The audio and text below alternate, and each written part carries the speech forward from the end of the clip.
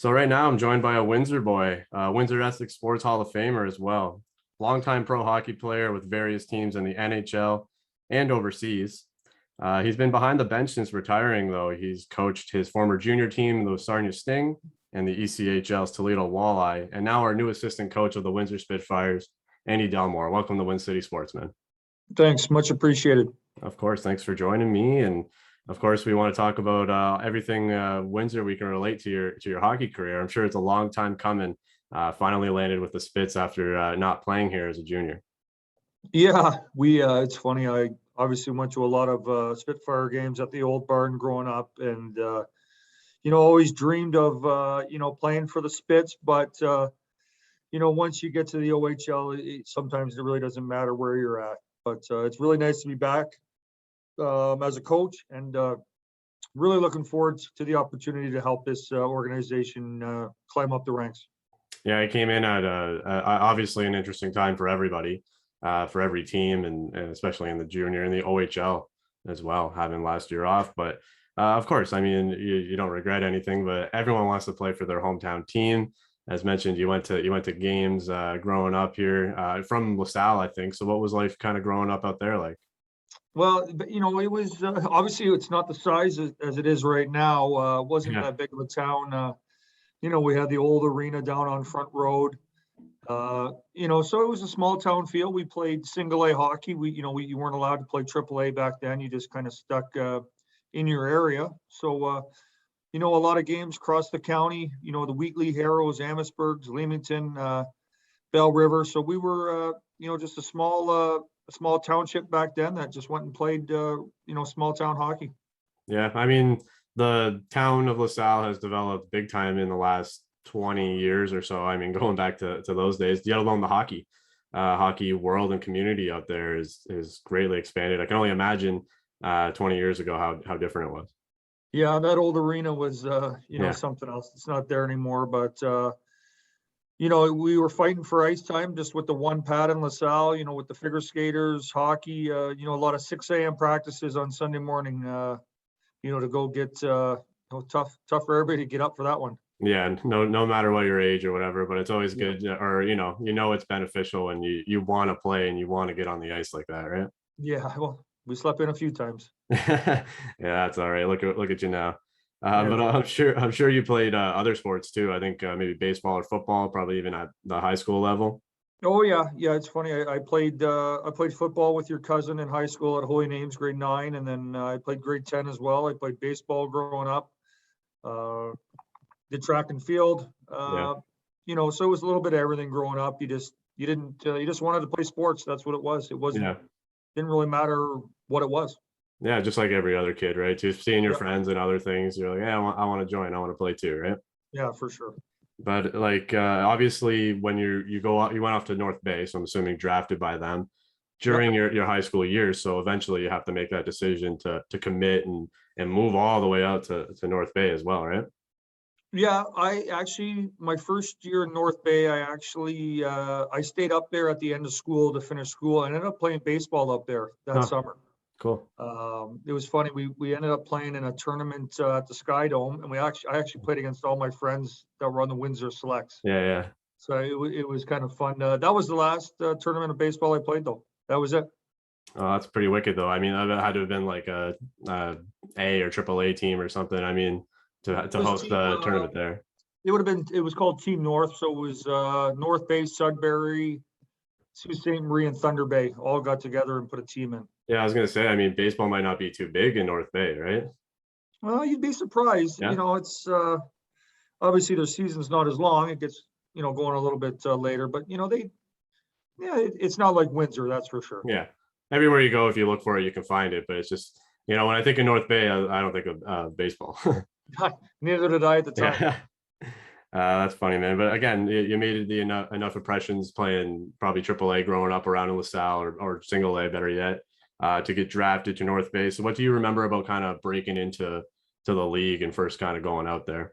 Oh, very, very naive, a little bit scared, to be honest. I wasn't, I was 6'1", but I was maybe 140 pounds. I was a kind of a tall, lanky kid. So, I just wanted to make an impression, whatever that was, if it was skating, shooting, passing, just, whatever I was going to do, I wanted to make sure that, not that I got noticed. It's not really the right word, I guess. I guess showcase what you bring to the game. Yeah. Yeah. Trying to not maybe prove yourself, but, show what you're worth and what you have to offer at For that sure. time. Yeah. And at that time, it's like, hey, anything I can do, I suppose I'll contribute to the team. That's what it's all about. Yeah, Right? at that point, and we had a really good hockey team. We actually won the OHL championship Yeah. my first year in North Bay. So I was lucky enough just to make the team, to be honest, because it was a really good hockey team. Yeah, I mean that's talking with Jared as well. I mean, just that's what it comes down to get your spot sometime, especially Yep. at 16 years old, probably. Yep. So Mhm. just grateful, I'm sure, to be around that club, Yep. get picked, and then off to Sarnia, which is really where you kind of had some breakout years as a junior. So some good coaching staff. You had Mark Hunter as the assistant, eventually head coach, I think, and some good players like former coach Trevor Letowski for Yep.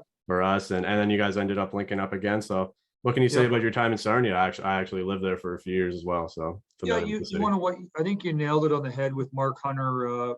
Just kind of taught me the simplicity of the game. I was making it too hard on myself, trying to make the perfect play all the time. Where you can bank it off the boards. End of a period, end of a game, making smart plays. He just kind of slowed the game down in my head a little bit for me, and I would say that was one, like you said, the breakout years. He had a big effect on those breakout years. Yeah, I mean, all the little things make a big difference, and learning it from a guy like that kind of show you, like, he's not worried about being so fancy or whatever. It's just Yeah. stick to the basics and it'll work. And let's right? not forget, he demanded hard work. It Yeah. was that's the Hunter motto, from Dale, Mark, the dad. They just you don't even have an option. It's either you work hard or you don't play. So luckily enough, I worked hard. Yeah, I mean, the Hunters, they have quite the reputation in hockey in the OHL in Ontario alone. So Yeah. to cross paths with them in any way, I'm sure was beneficial. And that's Oh, what I mean. absolutely. Looking at it and seeing who you're with, it's like, well, Yeah, yeah, for sure. And you played, I think, what, 5 years as junior. Is that time like really memorable for you? Now, kind of going back to coaching the junior teams, I always say it's like high school. The kids, they're just looking to move on to the NHL, but these are some of the most memorable times of their lives, and I'm sure you can attest to that. I think it's the most memorable because there's so many positives and there's negatives. It's all kind of wrapped into one. Your first time moving away from home, high school, you tack on all these things besides hockey, I think, which makes it, memorable. Not just your teammates, but the friends that you make through, not even in hockey, just throughout, from your billets to friends. It's quite an experience. Yeah, I mean, that's what I hear from everyone, and it's a good metaphor for life as well. I mean, you're hockey players and you're doing big things in the fans' eyes, but again, everyone's just people, and you're a kid, and it's a learning experience. It's a good time to make some mistakes and learn from it. Absolutely. Yeah. So, um, again, I was going to mention you probably wanted to play for the Spits after all this time playing for Sarnia, playing against them and stuff. I'm sure you got to come down here and play a few games in the barn, even though you didn't get to play for the Windsor team. Yeah, the barn was a special place for Yeah. sure. It was really hard to play in that small rink, and the likes of Steve Ott, Matt Cook breathing down your throat, Yeah. Adam Young, you could go on and on, the list, RGM, Billy Bowler, DJ Smith, Matt Martin, I could list them all off, Dave Roach, Tim Finley, Ryan Pollock. Like, there's so many guys that I know and remember from Windsor. It would have been nice to play with them, but it was sure great to beat them, some nights as well. Yeah. Well, I mean, you're kind of like the enemy all of a sudden. You're the bad guy, even though you're from here and you're probably comfortable coming home. It's So like, I was the bad guy. Yeah. I was the bad guy. Yeah, for sure, man. I mean, that's one thing that I always like to talk. I mean, again, like when we talk to people who played for Windsor, that are from Windsor, that's the go-to thing, is like, you got to play in the barn. Like, it's so cool. But Yeah. even if you didn't play for Windsor, you got to play in the O. It was like, okay, here, mark the calendar, like we're playing Windsor and Windsor on this day, right? Yeah, the fans behind the net there. Oh my goodness. Yeah, yeah, that's what everyone says, dude. I can only imagine. Like we were in the crowd, but I can only imagine being on the ice how it would feel. Yeah, it was Uh, interesting. so after that 96-97 season with the Sting, you're undrafted to the NHL, but you did play a few games for the Fredericton Canadians. Yep. Your first pro experience probably before even obviously before signing with Philly. So, Yeah. what's the story there? It was kind of a weird one actually. Fredericton was real short on numbers, and they called and asked if I would go, knowing that it would just be for the weekend. I think it's 3 games, right? Yeah, it's just a handful of games that you had played, but Yeah. So yeah. I didn't really sign with them. I was just there kind of on a tryout agreement. Mhm. Sarnia wasn't really happy with me that I did it, Oh you yeah. know, as the overagers kind of leaving in the middle of the year. But I felt that it was the right time, knowing that I was just going to take off for a weekend. I wasn't leaving for the rest of the year. Yeah. So just getting those 3 games in just to realize, okay, I can play there. Let's just keep on going when I get back. And, if it's not them, it might be somebody else. So it was just a stint that they during the season, obviously that Yep. they needed some help there. And again, Yep. at that point you're overager, so you're already like way past your draft year. And I'm Yep. sure Yep. that really lit some fire under your ass to prove, well, maybe not prove yourself, but Well, show I everyone. wanted to go and just, prove to them and myself that I could play there. And I had a decent 3 games. Like, it was okay. I didn't play my best, but uh, I came back with a ton of confidence, and just tried to continue that on for the rest of the year in Sarnia. Yeah. And then you just got an offer from Philly coming out of junior, a free agent. Maybe someone seen you play in Fredericton and they You just want to know what? It's came funny calling. story. My D partner that year was actually drafted by Philly. Okay. So they were always around, watching him. And not to say that I got his contract, but they were around quite a bit to see. Yeah. Hey, well, that's how it works. I mean, everyone's watching games. You never know who can catch your attention, right? Even if they weren't coming to watch you. Yeah, for sure.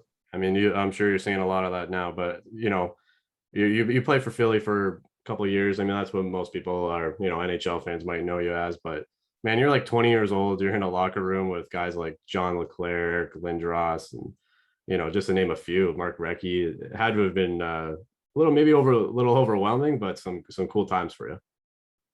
Overwhelming yet very educational, because Yeah. they're great people, those guys. Yeah. You learn a lot. Yeah, it's not like we see names on the list sometime. And you're like, oh shit, you play with this guy, play with that guy. These guys are like stud hockey players, but they're class act guys. Like even Even if you throw in, Rod I was Brendamore just and, gonna bring him up. Yeah, Eric Desjardins, and you could go down the list. They were all very welcoming, and they just wanted everybody to succeed in their own way. and again, now being a coach, I'm sure you remember all those times that you were the young kid in the dressing room, and you got to learn from guys like that, and just every little lesson counts. Yeah, I would hope that our older players can do that for our young kids as well, not just the coaches. Mhm. The old 19 and the 20-year-olds can help these guys, when they need help as well. That's, a good leadership group will have that happen. Yeah, and I'm sure it's a good story or example for you to tell everyone too, or tell the kids, because look at where Rod Brindamore is now, and look at what he's done. It's Exactly. like, I was Yeah. that kid, and he, he was cool to me or something, just Yeah, little for things sure. like that, Yeah. And again, in the Windsor Essex Hall of Fame for your days in the NHL, of course, played for a few teams, but also played overseas. Yep. Something I wanted to talk about. Played in Germany, Italy, Austria. So being able to travel the world through the awesome game of hockey, the sport of hockey, it's got to be beneficial to you, right? I think it just makes you a more all around person. Seeing the world, seeing the different cultures, the different type of hockey, trying to speak the language. There's so many things there that I think it just makes you a better person, realizing what's going on in the world, not just in, your little bubble of North America. Yeah, of course. Again, just to see, that's the thing. Like you get to go and see the different types of hockey and players and stuff like that, but you're Yep. living their lifestyle every day too. So it really opens your eyes up to the world. I mean, people tell us stories just going to pro in the AHL or NHL, and it's the same thing, but now you're really maybe a little struck by the community and Oh, for the way of sure. life, right? Different. They're all different in their own way. Every country, every league's different in their own little particular way. Yeah, no doubt. And I mean, like just for example, like Italy, like the lifestyle in Italy doesn't really match up to a lot of hockey players or athletes, or you might not think that a lot of people play hockey in Italy, but There's a lot of, more a than lot you of guys think. go over there. There's Yeah, more more. hockey than you think there. Yeah, It's obviously not down in the south in Sicily or anything like that, but you get up north into the mountains. There's a lot of German descent up there and a lot of Austrian descent that they play hockey up there. yeah. I think it was Mark Cadot telling me his teammates they lived up in the mountains there, and they would ski down to the city, to the rink to practice, and then bus or whatever back up because there's I would take. snow up there. It's So funny. I would take the gondola down. so then they take the thing back up, right? So Yeah, same yeah, thing. yeah. It was pretty cool. Yeah, they just don't want to break a leg going to practice, I No. suppose. But hey, you played 2 years for the Hamburg Freezers, which are a pretty good team, especially when you played, I think at least. Yeah, they were Um, good. They were a yeah, good organization. They're owned by the Anschutz Group, which owns the LA Kings as well. So very familiar with hockey and beautiful brand new arena. So it was a real good spot to play. yeah, that one just kind of stuck out to me. I mean, because after a few years in the AHL, and then you jump over there and then come back, you signed with Detroit. So was that kind of like the goal to kind of come back, at least to America, maybe close to home, or Yeah, I wanted to give it one more shot. You yeah, know, just in my head, I said, let's see if I can do this one more time. I just never given up on the return to the dream, right? yeah? And it's never too late to go either way. Like if it doesn't Nope, work out, exactly. you have Yeah, something elsewhere, right? I mean, yeah. but you just happened to sign with Detroit. I mean, right across the border from here. Were you a Detroit fan growing up? And was Oh that yeah, part of still it? Yeah. am. Oh Yeah, yeah. still am. Yeah. So that could have been it. That could have been like a good like way to wrap it up. But Would have been obviously, nice, yeah. I but mean, it's all yeah, good. yeah. Timing is everything. It's what That's right. happens. And like you said before, I don't regret anything. It's your Nope. life, man. So you end up going back over though and just decided, hey, let's keep this going. We'll go. I think it was Austria and Italy at that point. And it was like, Yep. let's just see what I can do and keep living, right? I didn't know anything else. I didn't, Yeah. I graduated from high school and played hockey since I was however old and just wanted to keep on playing until when I thought was the time to stop, Yeah. basically. And I still didn't want to retire when Trevor called me to help him in Sarnia. I still didn't Okay. want to go. I still wanted to play. And my Yeah. wife kind of just said, okay, buddy, like you're getting a little old here. Yeah. Yeah. I guess sometimes it's just time to hang them up, right? But I Yeah. was going to ask that too. Like, so I guess Trevor gave you the call. Did you ever like want to get into coaching, or again, was it just like, Well, yeah, I had thought about it. Not really that hard. I kind of really didn't know what I wanted to do. And when Trev called, we had such a good relationship in junior and we had kept in touch the whole time. And yeah, it was Trevor. It was the fact that it was our old junior team. yeah, It was both of those factors that, I wanted to do it. yeah, I was going to say that too. I mean, it happens a lot. You'll see a lot of guys kind of come back to their old teams, like Mike Weber, Yeah, serious a couple of yeah, years ago. You always got ties with your junior teams, and then another guy that you played with too. So I wasn't sure how it all went down, but obviously, as you mentioned, I guess they had a spot, and yeah, Trevor just reached out, and you're like, hey, let's do it. yeah, exactly. Yeah. Again, timing is everything. So actually, at It helped. that first or second year where you guys coached, I was out there, and I was like a rink attendant at the RBC.